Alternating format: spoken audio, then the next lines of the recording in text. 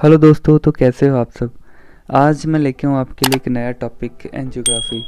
तो इसमें हम बात करेंगे एंजियोग्राफी के बारे में। एंजियोग्राफी क्या होती है, क्यों करनी पड़ती है और इसका प्रोसीजर क्या है, कितने टाइम का होता है, और अगर आप एंजियोग्राफी करवाते हो तो आपको कितना टाइम हॉस्पिटल में स्टे करना पड़ेगा और इसके कितना इसका खर्चा आएगा, क्या क्या इसके साइड इफ़ेक्ट होते हैं।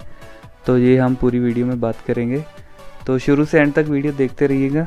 चलो शुरू करते हैं वीडियो। तो दोस्तों, जो एंजियोग्राफी है उसको हम कोरोनरी एंजियोग्राफी भी बोलते हैं। तो ये एक डायग्नोस्टिक टेस्ट होता है, डायग्नोस्टिक प्रोसीजर होता है जो हम ब्लॉकेज को देखने के लिए करते हैं। तो इसी से हमें पता चलता है कि हार्ट के कौन से एरिया में कितनी ब्लॉकेज है, कितने % ब्लॉकेज है।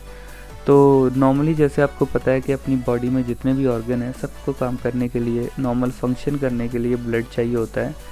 तो वैसे ही जो अपना हार्ट है उसको भी नॉर्मल काम करने के लिए ब्लड सप्लाई चाहिए। तो वो जो ब्लड सप्लाई है वो कहाँ से आती है, जो हार्ट के ऊपर छोटी छोटी ब्लड वेसल्स बनी होती है जिसको हम कोरोनरी आर्टरीज बोलते हैं। तो वही है जो अपने हार्ट को ब्लड प्रोवाइड करती है। तो जब उसमें कोई भी रुकावट आ जाती है या कोई भी ब्लॉकेज आ जाती है तो जो हार्ट है उसको पूरी तरह से ब्लड नहीं मिल पाता है, तो वो अपना नॉर्मल फंक्शन नहीं कर पाता है। तो यही ब्लॉकेज जब ज़्यादा बढ़ जाती है तो ऑब्वियसली पेशेंट को हार्ट अटैक आता है। तो हार्ट अटैक आता है तो सबसे पहले डॉक्टर उनको यही एडवाइस करता है कि हमें एंजियोग्राफी करनी है।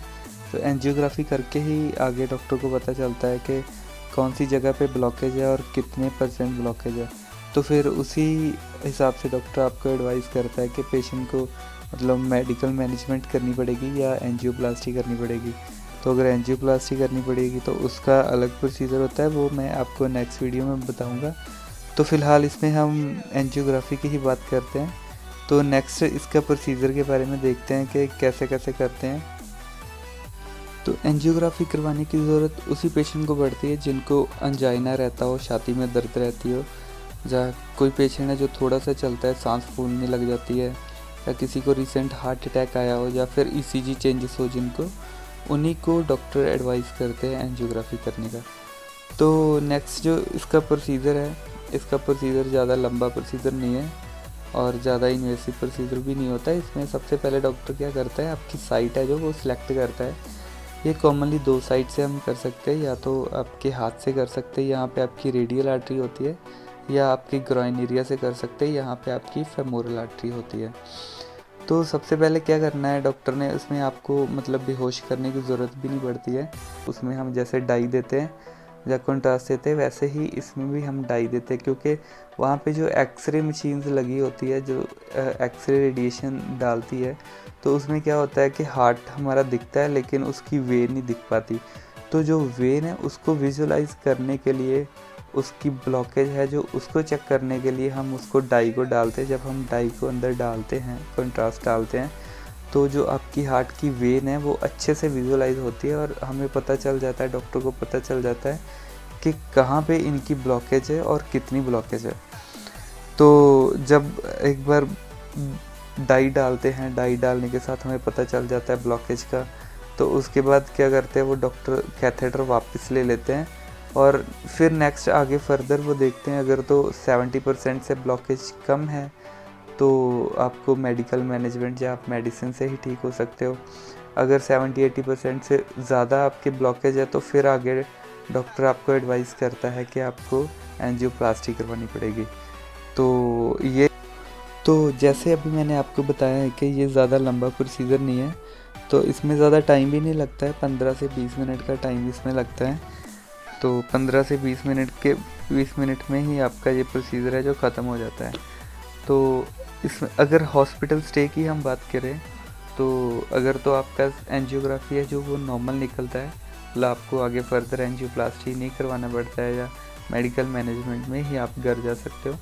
तो इसमें भी अगर आपका रेडियल साइड से कराए, हाथ से कराए, तो उसमें डॉक्टर आपको 2 घंटे के अंदर अंदर डिस्चार्ज कर देते हैं। 2 घंटे में बस हॉस्पिटल स्टे करना है आपको, अंडर ऑब्जर्वेशन रखते हैं, उसके बाद आपको डिस्चार्ज कर देते हैं। और अगर आपका फेमोरल आर्टरी से करा है, मतलब ग्रॉइन एरिया से करा हुआ है, तो उसमें क्या होता है कि उसमें थोड़ा ब्लीडिंग का और हेमाटोमा का चांसेस थोड़ा बढ़ जाता है। तो इसलिए डॉक्टर आपको अंडर ऑब्जर्वेशन रखते हैं 6 घंटे के लिए। 6 घंटे के बाद क्या करते हैं, आपको डिस्चार्ज कर देते हैं। तो जो इसका खर्चा है उसकी हम बात करें तो जो अलग अलग हॉस्पिटल में अलग अलग खर्चा होता है, वैसे जो नॉर्मली आपको मैं बता रहा हूँ 15,000 के अराउंड इनका मतलब टोटल खर्चा आता है। कि मोस्टली हॉस्पिटल जो है 15,000 तक इसका खर्चा लेते हैं। तो 15,000 में आपका पूरा एंजियोग्राफी हो जाता है।